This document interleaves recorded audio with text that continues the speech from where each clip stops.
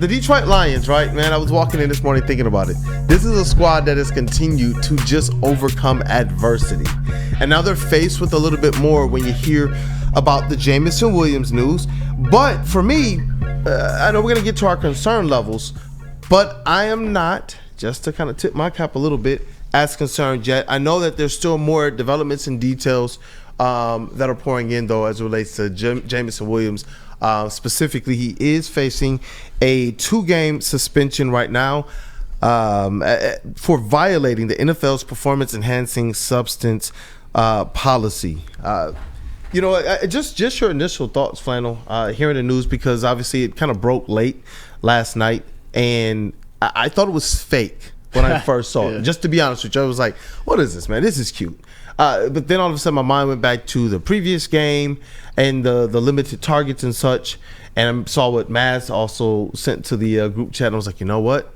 Maybe. But what were just your initial thoughts? I mean, my initial thought was I was just disappointed because this was the year where Jameson Williams really put it all together. You've noticed that everybody says I'm a J-Mo hater. I've probably been a little bit too hard on him at times, but this year I've just had to shut my mouth and enjoy because J-Mo has lived up finally to being that number 12 overall pick type player with what he's done on the field. I mean, up until last week, he was the leading, up until this last game, he was the leading receiver on this team. He's been a guy who's had 3 receptions of 50 plus yards, 2 of them for touchdowns, and then another 37-yard reception. And defenses had to defend the Lions differently when he was out there. He has been everything that all of us wanted, everything that I wanted, and he's really changed my mind about him in terms of what he can be for this team. However, unfortunately, when it comes to J-Mo, getting suspended is part of his story.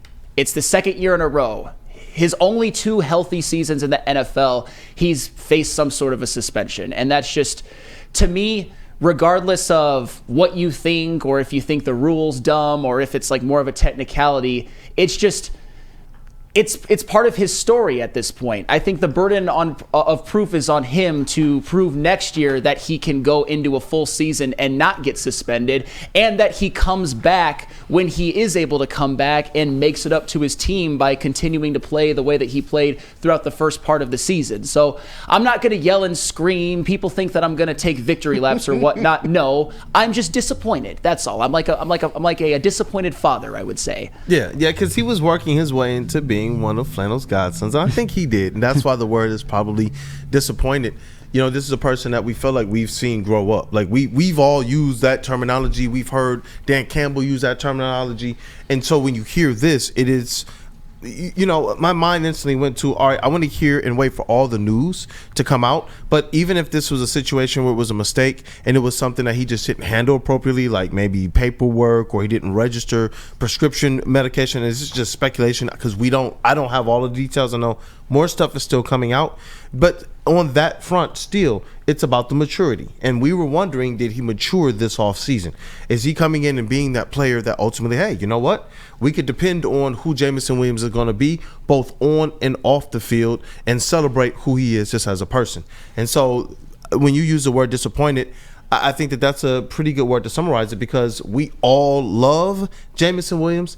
We all want Jameson Williams to succeed, and we're still all pulling for him. Like I've seen a lot of people say, you know what, we're not going to rush to judgment on what this could be. We want to wait until we hear everything. And so from that perspective, I think it speaks to at least how we've seen him kind of take some strides during the summer, but this kind of just hits you like a brick wall. It does, and regardless of the facts and all of that, Jameson Williams also did say that he's just gonna accept it and take it on the chin. Those were his words. So regardless of what you think about the suspension, whether or not more facts come out to where it's not egregious or whatnot, it's about the inavailability for me. It's about the fact that he's been one of your most important players, and he's not going to be there for a couple of weeks. And I understand we're going to get into it more on like how this affects the team and whatnot, but you know, for the next couple of games, you're going to be playing without your Defensive Player of the Year candidate, who's no longer a candidate, but he was when he played, and one of the most explosive playmakers in the game.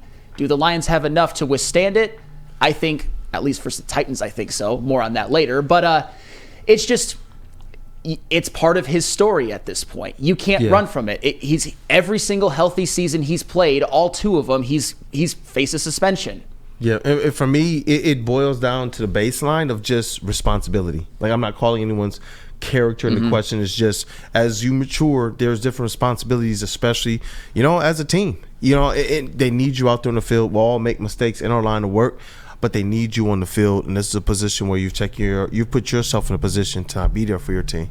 What up, though, KG? Yeah, I mean, this absolutely took us all by surprise. I mean, I woke up this morning, and the last thing on my bingo card was an Adam Schefter tweet saying J-Mo was suspended for 2 games, because of a performance-enhancing substance. But I think this was probably just a mistake on his part or an oversight by him and his team. Yeah, I don't think it's that serious. It's only 2 games, but I do got to agree, going forward, though, you really want to not see his name in these kind of headlines, especially in terms of NFL suspensions and all that. We all know the J-Mo story. We know some of the things that he's been through. And I've been one of the people especially saying, like, he's not a bad kid. He's never had behavioral issues or anything anywhere he's been. It's just, has he been perfect? No, but he has some maturing to do, and this year we kind of saw that, blossom into the receiver that we have today. But, I mean, 2 games, the team is going to miss him absolutely, because the season he was having was absolutely great, and he was giving this Lions offense something they desperately needed in the over-the-top threat. And you just hope going forward you see his name in these headlines a little bit less. Yeah, and that's why I'm glad that you did bring up his response to it all, because at this stage, if you do have something pop up, then the next best thing you can do is how you handle that situation. And so to hear him just say, you know what, this is something that I got to take on me, and I got to be better moving forward.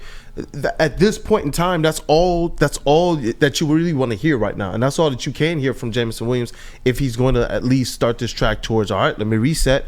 I had some good progress this season. Let me not throw that away, and let me get right back on the same track that I was and be that reliable player that was looking like, for large parts, a number 1 type wide receiver for the Detroit Lions. But what up, though, Chase? How you feeling, man?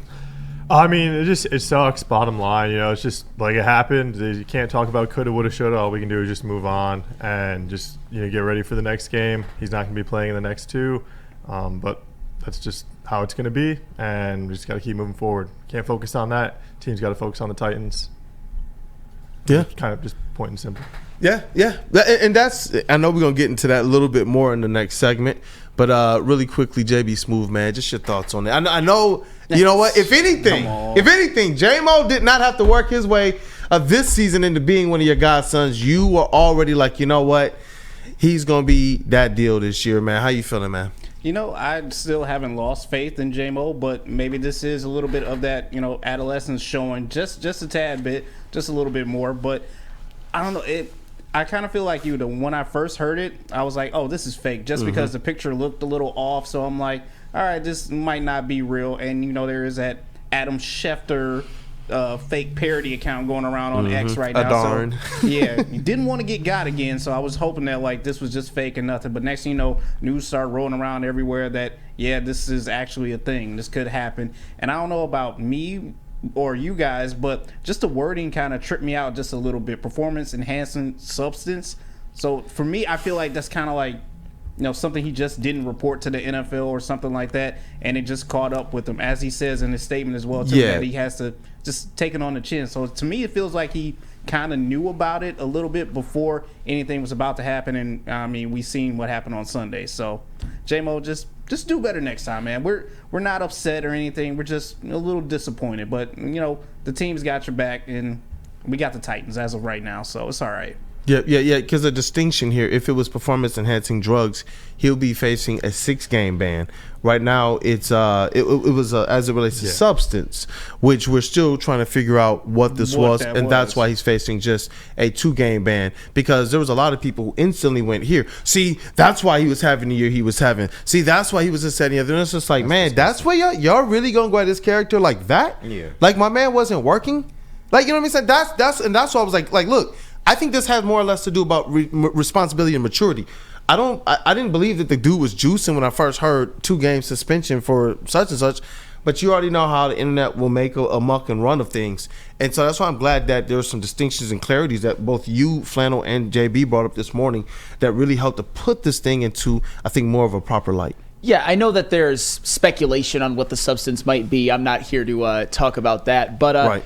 The thing is, and as I said, I think a lot of people in the chat are getting a different tone than what they expected from me. If he comes out after these 2 games, which this 2 games is on him, like I said, it's part of his story. If he comes out and continues his stellar play, I could still end up getting that jersey. At least it's only 2 games. If it were something more than that, I would probably be singing a different tune right now. But that's where it's on him to take this responsibility, take the suspension, and then come back and, in a way, make it up to your teammates. And he's done I think he's gotten a lot of goodwill with how he's played throughout the first part of the season, including from yours truly, to where something like this, yeah, I'm disappointed. Yeah, the first thing I heard was like, JMO again, WTF. But after I got some perspective, I'm like, it's going to be fine as long as he doesn't do it again, and as long as he comes back and continues to perform on the field like he has in the first 6 games. Yep. And you know what? I do believe he's going to be a dog. That's what I'm hoping. And like I said, from this point forward with Jameson Williams, it's just, what are you going to be? What are you going to do to be better? Yeah. Both off and on the field, both maturity and responsibility wise. So